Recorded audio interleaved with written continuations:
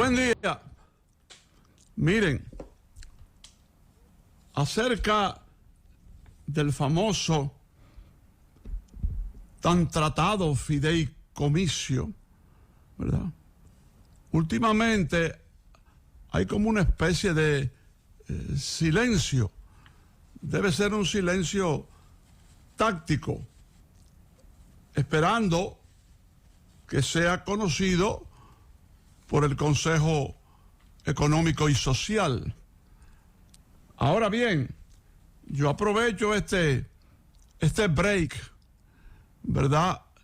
Este silencio obligado o forzado, esta espera, para preguntarme lo siguiente, y que me excusen los promotores y los que dirigen ese consejo, ¿verdad?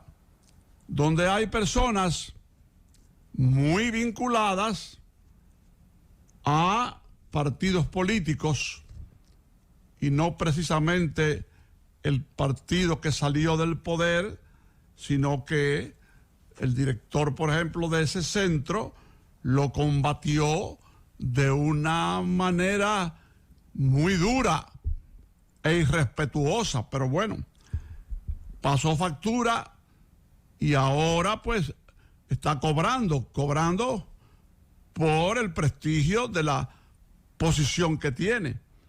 No sé si ese cargo implica también un jugoso salario, que debe ser así, un salario de ministros, porque no es verdad que determinadas personas que se fajan de campana a campana a promover una institución nueva y a abocarse a tratar en ella temas sumamente delicados, como el caso del ya famoso fideicomiso. Pero precisamente ahí yo quería aterrizar para que haya respuestas de parte de los que conocen la situación, conocen qué es un fideicomiso, pero además lo que es ahora más complicado, un fideicomiso aplicado a la controversial, polémica Punta Catalina, que ha sido motivo de discusiones, motivo de diferencia, motivo hasta de rivalidades, muchos motivos, muchos razonamientos en torno a esta polémica, bastaría decir, polémica Punta Catalina. Primero fue con el terreno, pues se construyó no en terreno del Estado, que algunos especialistas consideraron que debió erigirse, debió levantarse en un terreno del Estado, en la misma zona sur, por ejemplo, pero se consideró que ahí era más importante, porque también se estaba pensando en un puerto, ya son cosas mayores, y además, bueno, el terreno donde se construyó pertenece o pertenecía, porque ya fue comprado, a la prestigiosa familia Vicini, que tanto ha hecho por el desarrollo, por el progreso, por la economía nacional, por la sociedad dominicana, aportando desde el siglo XIX, porque siempre he ponderado el trabajo de Juan Bautista Vicini Burgos, ese hombre que se sacrificó para lograr la salida de las tropas de Estados Unidos que nos habían invadido en 1916 y se logró que salieran en 1924, ¿verdad?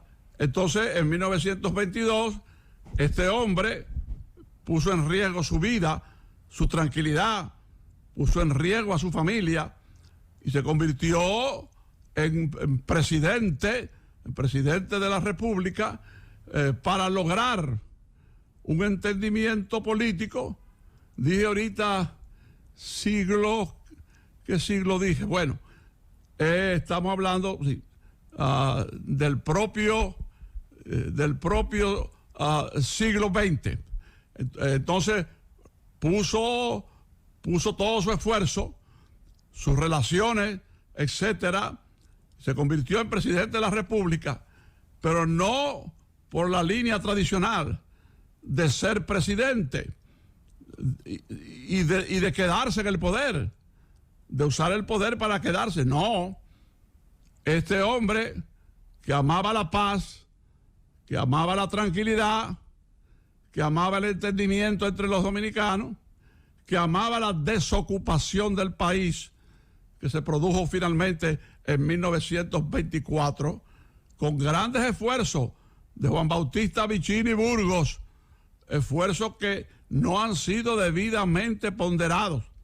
Yo creo que este es el único programa, y este humilde servidor de ustedes, somos los únicos, el programa y yo, que hablamos y destacamos la obra de Juan Bautista Vicini Burgos. No la hace más nadie, ningún medio, ni siquiera los historiadores.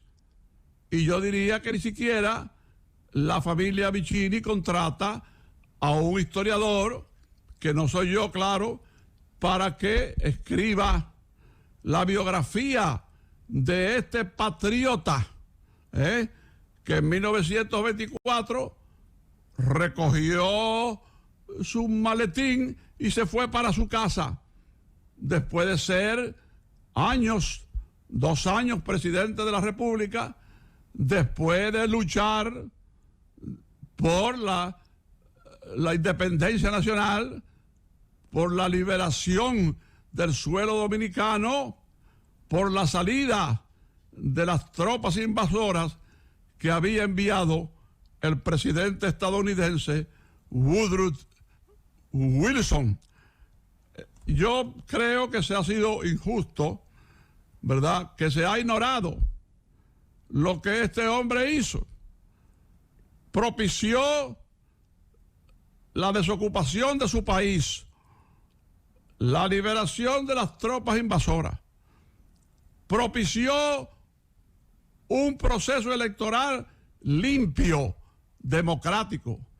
Por si usted no lo sabe, el proceso electoral que condujo a las elecciones de 1924 fue hasta ese momento modelo en vista de la rebeldía, la agresividad y todas las cosas que estaban detrás de sectores importantes de la vida nacional.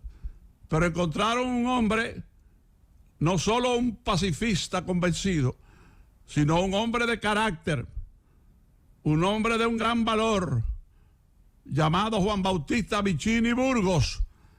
Y entonces finalmente las elecciones de 1924, que esas yo las cuestiono, no el proceso fue limpio, sino la elección de Horacio Vázquez y Lajara por encima del prócer Francisco José Peinado, que debió ser electo, y que yo pienso, especulo en el tiempo y también analizo algo de que la historia dominicana hubiese sido diferente, pero ya esa es una manera muy particular de analizar los procesos históricos, ¿verdad? Y a veces muy romántica. Pues hubiese sido diferente esa realidad. Peinado es autor del famoso tratado Hughes-Peinado, que también propició, estimuló y apoyó el presidente Vicini Burgos. Ese tratado, ¿verdad?, provocó, obligó a las tropas invasoras a salir del país. Y cuando vamos al proceso electoral, entonces uno de los dos autores de ese texto y de esa acción para liberar a la patria, esa persona es ignorada y en cambio es escogido un semianalfabeto, un caudillo montonero, un general del proceso electoral, del proceso social desorganizado a esos niveles, que es el hombre que en 1928 prolonga su periodo hablando una falsedad, él y su grupo, de que se había juramentado mediante la Constitución de 1908, que hablaba de periodo de 6 años, cuando en realidad ahí se estableció lo que se repetiría en 1963 con ese gran presidente, hombre de la paz, asesinado, envenenado, ¿verdad?, Héctor García Cáceres, Héctor García Godoy. Bueno, entonces fue un acuerdo, tiene un nombre en términos legales, ¿verdad?, la juramentación de Vázquez, pero lo prolongó el periodo hasta 1930. El vicepresidente, don Federico Velázquez y Hernández, renunció, dijo que no se prestaba a eso. El doctor Alfonseca, que era el médico personal y el amigo íntimo de Vázquez, se metió en eso. Después paró en el exilio y allá en Puerto Rico Trujillo lo mandó a matar. Pero bueno, ellos crearon a Trujillo, porque entonces Vázquez y el grupo en el 30, no conformes con violar lo del 2016-2024, ¿verdad? ¿Qué pasó? ¿Qué pasó? Que entonces Trujillo, que era el jefe del ejército, creo que es una fecha que no era correcta, sí, 2024, porque fueron 8 años de ocupación.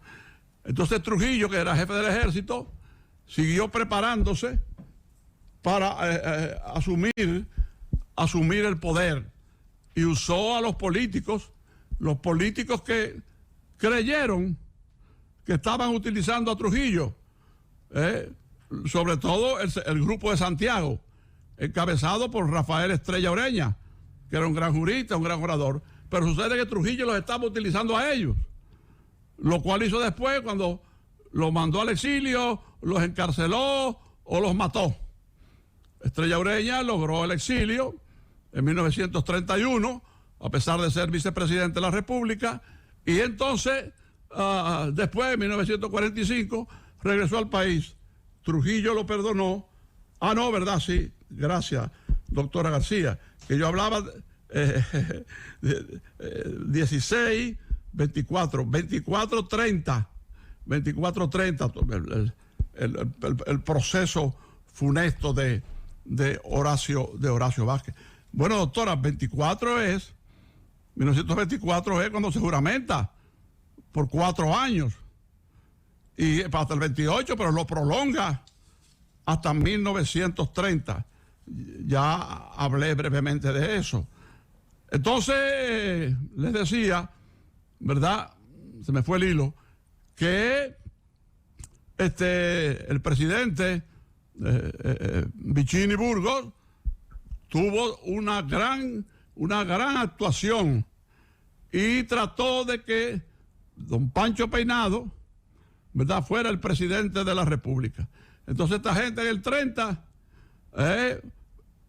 le dieron base política, le dieron oratoria, etcétera, a Trujillo, y ya ustedes conocen el resultado, que duró hasta el 30 de mayo de 1960, ¿verdad? 60, bien. Bueno, entonces, dígame, doctora, 60 o 61 duró. El 30 de mayo, 1961. Bien. Entonces,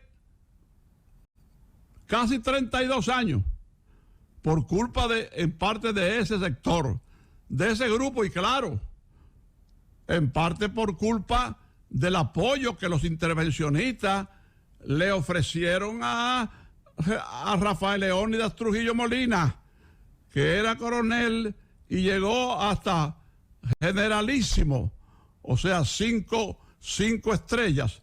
Bueno, pero volviendo al tema, al punto original, es lo siguiente. Yo me pregunto, ¿cuál es o cuántos serían los posibles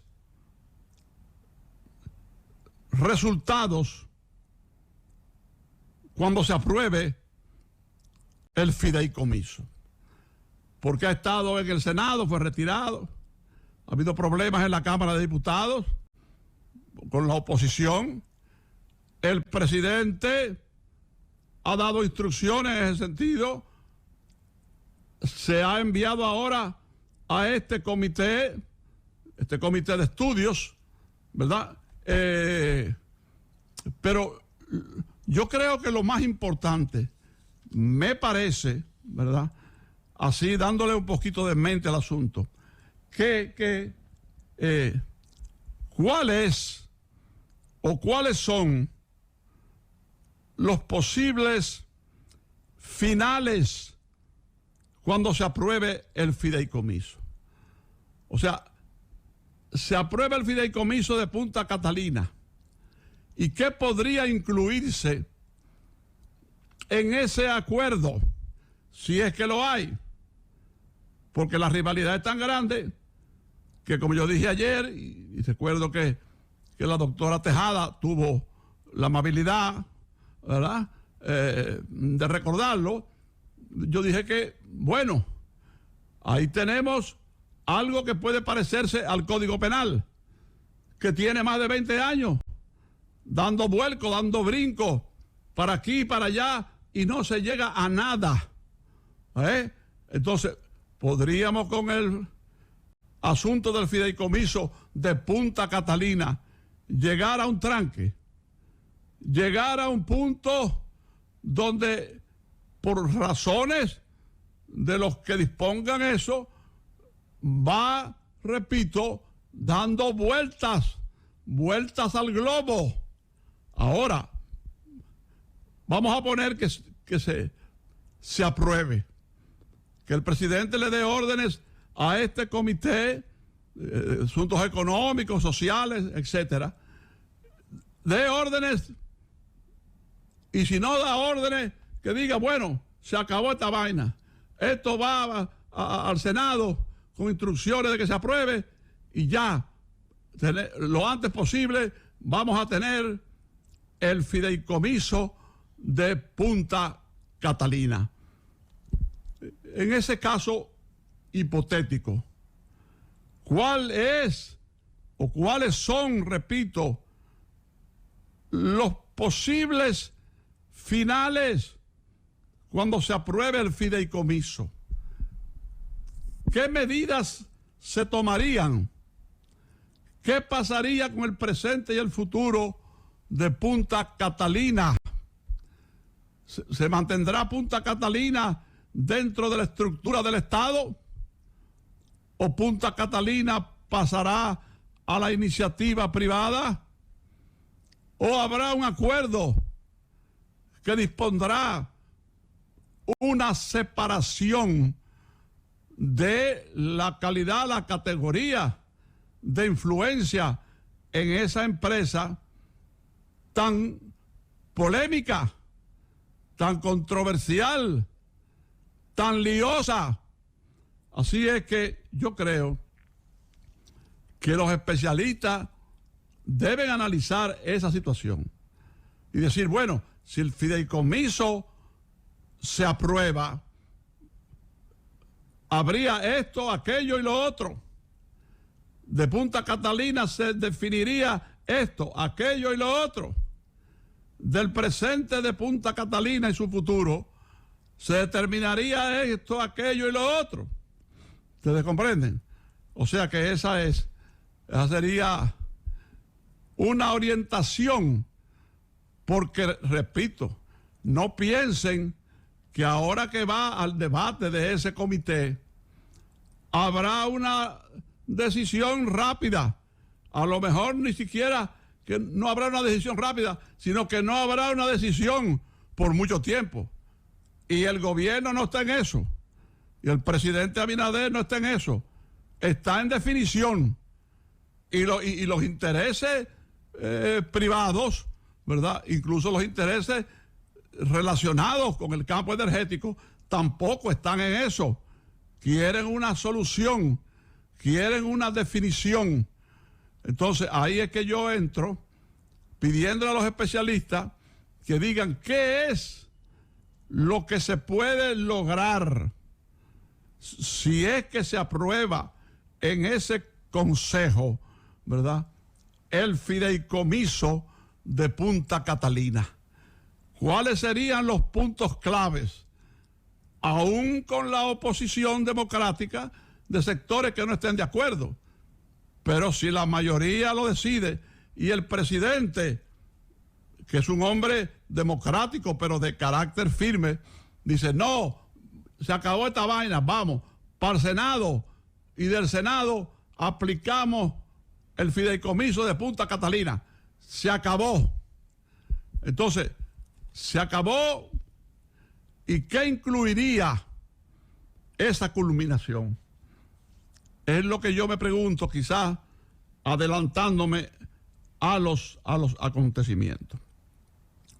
La Junta Central Electoral, atendiendo una denuncia hecha ayer por este programa y por este servidor, bueno, decidió, ¿verdad?, cambiar el Departamento de Informática de la Junta Central Electoral. Porque se planteó en este programa lo de los problemas que había, las diferencias, las renuncias. Ahora el presidente de la Junta dice, bueno, sí, es verdad, salieron 12 funcionarios, pero no tenían esa relevancia. Esa es una excusa, presidente, y excúseme, muy floja. Porque entonces había 12 vagos. Había ahí 12 personas improvisadas en el tema. Una cosa tan delicada como la informática. No. Esas personas, gente capacitada y gente que estaba haciendo un trabajo, aunque fallara en esto, aquello y lo otro. Entonces usted reconoce que fueron cancelados, pero entonces usted quiere justificar esas cancelaciones diciendo, bueno, su trabajo no era, tiene una palabra, necesario, algo de relevancia. No, esa es una excusa muy pendeja. Le digo yo al presidente de la Junta Central Electoral, con todo respeto, ¿verdad? Pero lo cierto es que las cosas que se dijeron ayer en este programa, todas han sido confirmadas posteriormente, horas después, por el presidente de la Junta Central Electoral. Entonces vamos a ver qué va a pasar con el Departamento de Informática, que ha tenido muchos problemas. Y ahí están partidos políticos. Y ahí están líderes políticos. Y ahí están las relaciones del presidente de la Junta con determinados sectores de la vida político-electoral dominicana.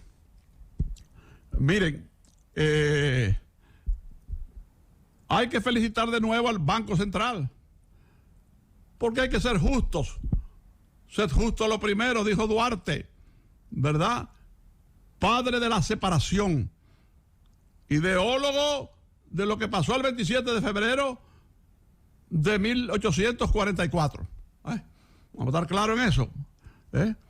No la independencia, la separación.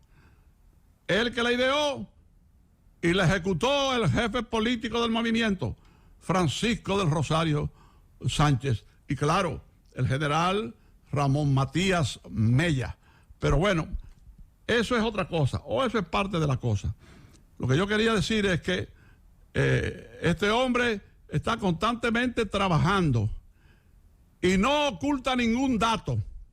No es cuestión de llévalo al archivo, ponlo en un libro que se haga, o hasta ponlo en la revista del banco. No, él hace una rueda de prensa constantemente y ahí ofrece los detalles de hasta dónde llega, hasta dónde va su gestión. Por ejemplo, ahora señala que la economía nacional creció 12.3, y también hay otros aspectos que analiza con sinceridad, con responsabilidad, ¿verdad? Pero lo importante es lo global. ¿Qué es lo global? El crecimiento de la economía, 12.3. Anuncio que hace el gobernador del Banco Central, que no es un burócrata encerrado en ese gigantesco edificio del Banco Central, sino que le da el frente a las situaciones, que presenta los estudios que hacen él y su equipo, de manera que llegue, de mi parte humilde, y creo que lo deben hacer los justos, ¿verdad? La gente consciente, las felicitaciones al gobernador del Banco Central por ser responsable, por ser al estilo del presidente de la República, el doctor Abinader, que habla, que dice las cosas, que hace críticas y autocríticas, que asume responsabilidades, que recorre, que peina, como se decía antes, que peina el país, ¿verdad? Con su presencia y los logros que se desprenden de ella. Así es que felicitaciones para el gobernador del Banco Central, doctor Héctor Valdés Albizu. La institución está en buenas manos. Llegue mi solidaridad al distinguido cronista deportivo Dionisio Soldevila, de los mejores de la nueva generación, de los mejores, y yo sé de lo que estoy hablando. O sea, yo sé calibrar eso, porque tengo 60 años en la crónica deportiva. Él fue objeto, no hay muchos detalles, ayer, de una golpeadura, de una agresión física, que es lo que se ha dicho, ¿verdad? No fue algo terrible, algo que puso su vida en peligro o que le ocasionó alguna lesión permanente, nada de eso, pero no hay duda de que le dieron golpes a Dionisio Soldevila, que lleva el mismo nombre de su padre, un eminente médico fallecido que descubrió un asunto relacionado con el instrumental que tenemos en la salud, ¿verdad? Y está incluido en los libros de medicina, está incluido en los logros obtenidos por médicos del mundo. Yo le conocí, le traté, excelente ser humano, murió relativamente joven, el doctor Dionisio Soldevila. Menciono esto porque su hijo lleva su nombre y yo le reitero mi pequeño apoyo. Les mando un abrazo a Dionisio Soldevila Jr., ¿verdad? Me solidarizo con él y ojalá que esta situación tenga una rápida solución, que se produzca un acuerdo, pero además que las autoridades, el mismo Dionisio, digan que en realidad qué fue lo que pasó, como diría Tres Patines, ¿verdad? Leopoldo Fernández, lo que pa' fue eso.